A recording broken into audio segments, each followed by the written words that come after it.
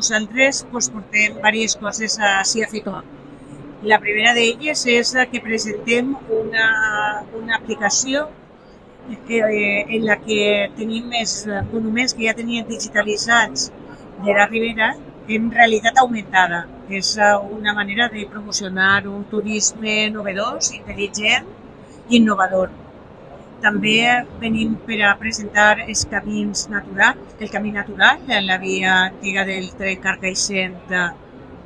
Carcaixent-Dénia, el nostre tram és fins a Tavernes de la Valldigna.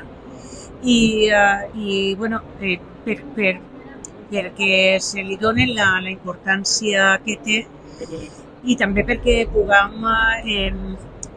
vendre aquest turisme de temporada, d'un clima que tinguem espectacular des d'octubre fins a maig i també, evidentment, que coneguen tot el patrimoni que al voltant d'eixa via se veu, el patrimoni d'Alzira, de la Barraca i d'altres municipis.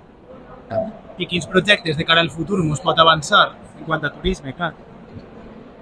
Volem això, potenciar sempre el turisme sostenible. Sempre que puguem, el que són les vies ciclovianes. De fet, també portem demà cicles, totes les rutes des del Consorci de la Ribera, que som la Comunitat Ribera Alta i la Comunitat Ribera Baixa, portem totes les rutes que ja s'han elaborat i que per a que la gent es pugui conèixer i pugui accedir a elles. I a més, també hem vingut acompanyats de l'alcaldessa d'Upala, Costa Rica. És un